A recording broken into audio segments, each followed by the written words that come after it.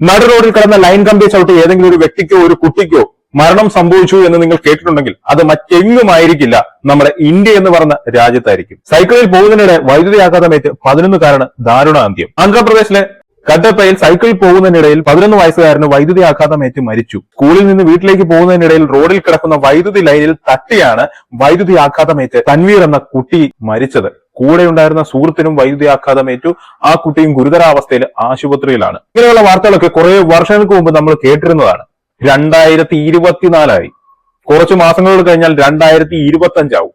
ഇപ്പോഴും പഴയ പോലെ തന്നെ റോഡിൽ കിടക്കുന്ന ലൈൻ കമ്പിയെ ചവിട്ടി ജീവനുകൾ പൊരിയുന്നു. ഇപ്പോഴും ഇതുപോലുള്ള അനാസ്ഥകൾ നമ്മുടെ നാട്ടിൽ നടക്കുന്നു എന്ന് കഴിയുമ്പോൾ എന്ത് വളർച്ചയാണ് ഇന്ത്യക്ക് സംഭവിച്ചതെന്നാണ് എനിക്ക് ചോദിക്കാനുള്ളത്. ഇന്ത്യയിൽ ഇപ്പോഴും നമ്മൾ എവിടെയെങ്കിലും ഏതെങ്കിലുമൊക്കെ നഗരത്തിൽ പോയി മേപ്പോട്ട് പോയി കഴിഞ്ഞാൽ ചെലന്തി വല വലിച്ചതുപോലെ കേബിളുകൾ അങ്ങോട്ടും ഇങ്ങോട്ടും വലിച്ചിട്ടേക്കുന്നത് കാണാം. ഇതൊന്നും ഒരു മാറ്റവും ഇല്ല. കാലം ഇത്രയായിട്ടും ഒരു മാറ്റവും ഇല്ല. ഇതിനൊന്നും ഒരു മാറ്റവും ഇല്ല. പക്ഷെ ഇന്ത്യ വല്ലാതെ വളർന്നു എന്നാണ് പറയുന്നത്. പക്ഷെ ബേസിക് ഇൻഫ്രാസ്ട്രക്ചറിൽ ഒരു